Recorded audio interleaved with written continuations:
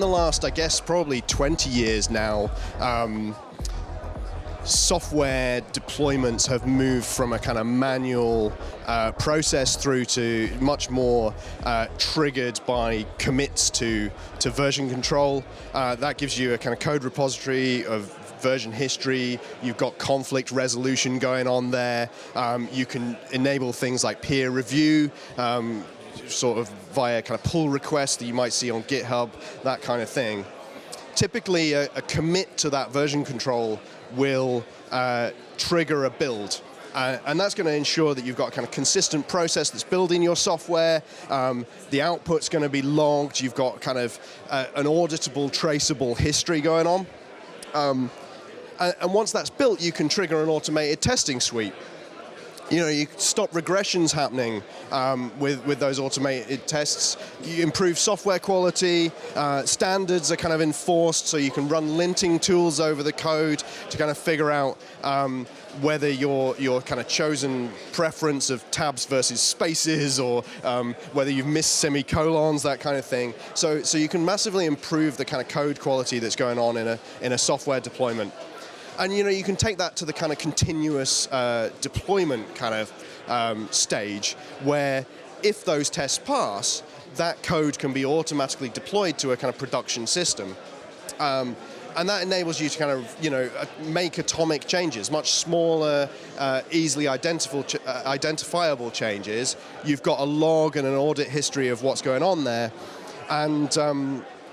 and if something does go wrong, you've got an easy way to roll back to a previous version of that code. So I guess, I've only got 10 minutes in this lightning talk.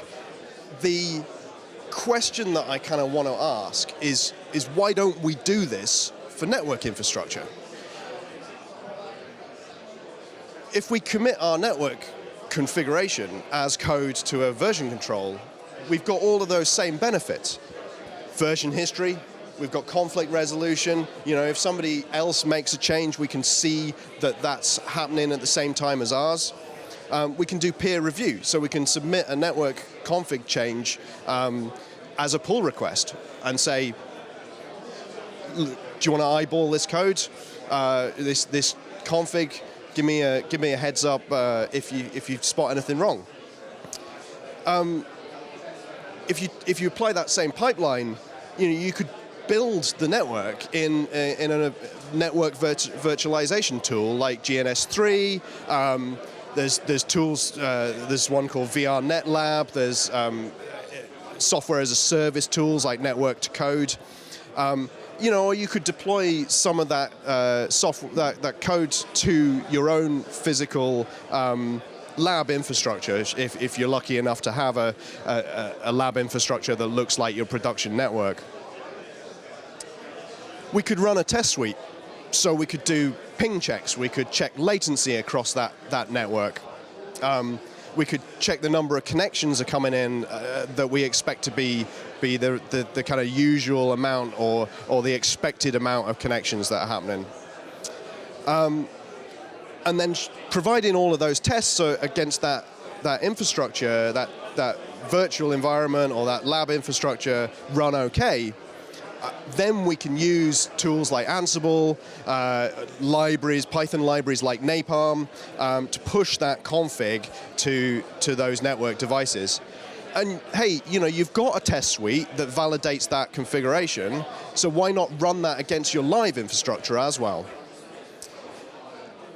And then you could potentially also push configuration to, say, a network monitoring system. So if you've got Nagios or SolarWinds or some other network monitoring system, why not configure that tool at the same time as you configure the network? So if you've got, say, a new VRF being deployed, if you have a piece of monitoring code that monitors all of your VRFs, you could potentially push that additional piece of VRF info to that monitoring tool and identify when that VRF goes down. So you're keeping the monitoring in sync with the network config.